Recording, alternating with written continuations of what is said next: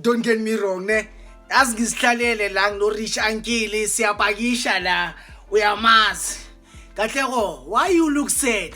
Nithi vele Rich Uncle ngisedi mfethu, usifakela bosibisi Rich Uncle mfethu, usibisi siyamgwinya la ku Pirates, umenza wese umdlalisa no position angayijwayelanga mfethu.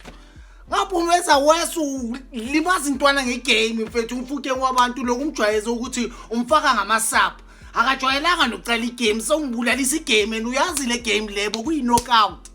Bele swide ungaqhubeki ngombule simove grand. Ngabe uyazi ukuthi unganasesi ujwayela ukuyojiva lapha ekhoneni usifakela abo Foster, ngabe ukhipha police.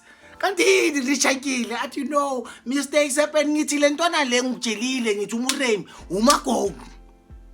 Wangaqali ngomagoli mfethu sibe mnandi.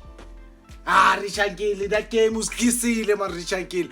No kahleko, I'm sorry ngithi akuna sorry ya next Rich Uncle. Beka umuremi ithangena no wanasesi. Ukhiphelani wa police ufaka umakhoba cause umakhoba upolice. Amaphoyisa adinga umakhoba. Makhoba ujayelisa abantu mfethu kumele bamvale. So iyasebenza le link mabayi2.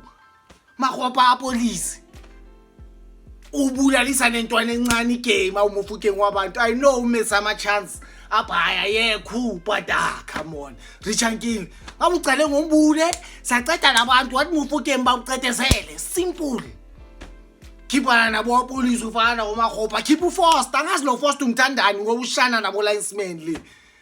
Hi, but anyway Rich Uncle, I'm not said that much. Dala singa qualify for lama competition, so nyabonga ukuthi isiqualifyile and ama chance adlalile marona mara la ngiblame wena Rich Uncle sikudakile lesi. Athi no I'm sorry I'll fix on the World Cup. Yeta Rich Uncle ungasayenzi le ndaba mfethu. Hayi